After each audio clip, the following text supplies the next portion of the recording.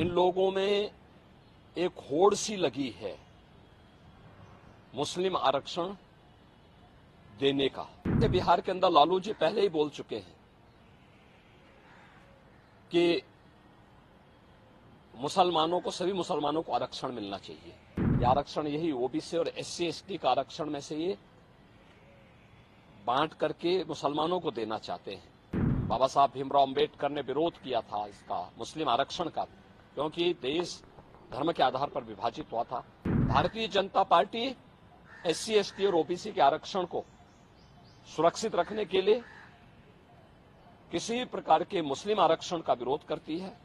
धर्म के आधार पर आरक्षण यह असंवैधानिक है।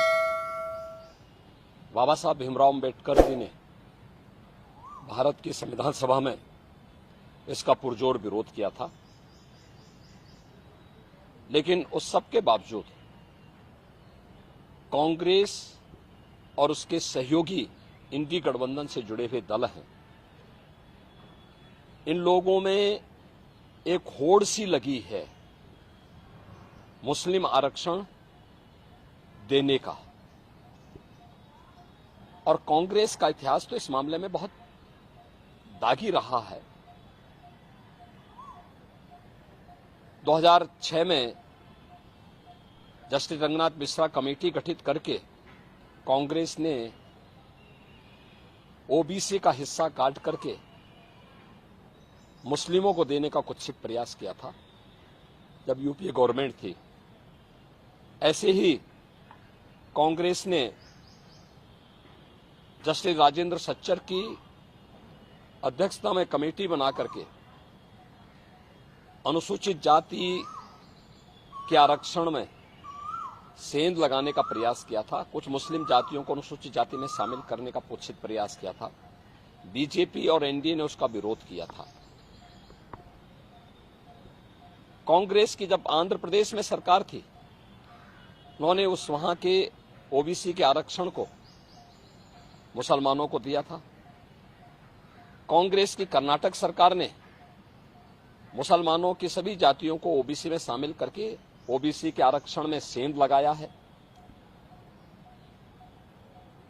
वेस्ट बंगाल के अंदर टीएमसी ने 2010 में 118 मुस्लिम जातियों को ओबीसी में शामिल करके पिछले 14 वर्ष से लगातार ओबीसी के आरक्षण के अधिकार पर उन्होंने पूरी तरह एक प्रकार की डकैती डाली है।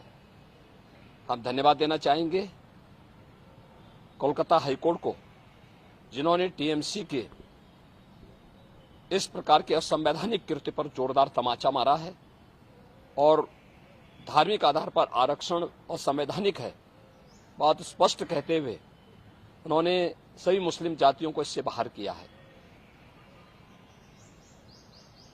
इसी प्रकार से बिहार के अंदर लालू जी पहले ही बोल चुके हैं कि मुसलमानों को, सभी मुसलमानों को आरक्षण मिलना चाहिए। इसका मतलब आरक्षण कहां से मिलेगा?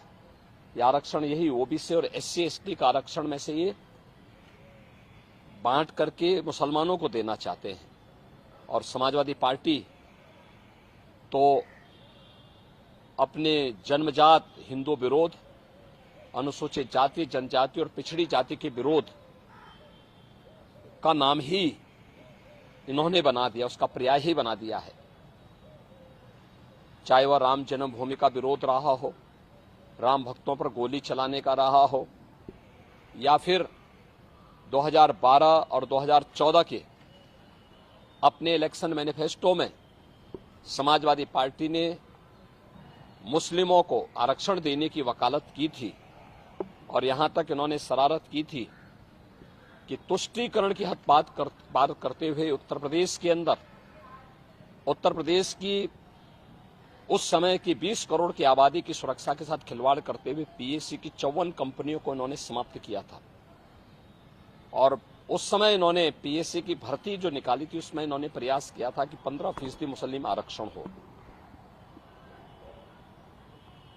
माननीय न्यायालय को हस्तक्षेप करना पड़ा था। ये जो होड़ है एक खतरनाक होड़ है।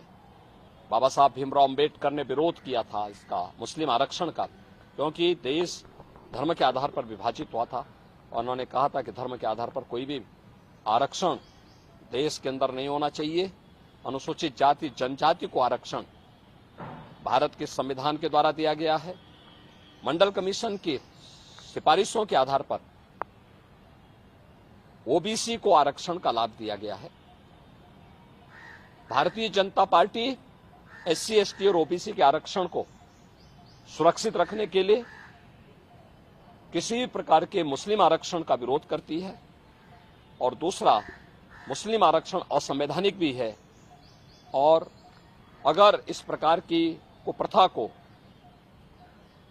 थोपने का प्रयास होगा तो देश की अखंडता के लिए एक चुनौती होगी। महाराज जी, कोई कोटे में कोटा डेवलप कर रहा है, क्या इसे अगर ये ऐसा करने में सफल होते हैं तो क्या वर्ग संघर्ष की स्थिति नहीं होगी? जो ओबीसी जिनको संविधान के अनुसार आरक्षण मिला है उनका हक मारा जाएगा तो एक नए संघर्ष की स्थिति बनती नहीं? देखिए, हमने कहा ना, ये बाबा साहब भीमराव अंबेडकर के द्वारा बनाए गए संविधान का अपमान है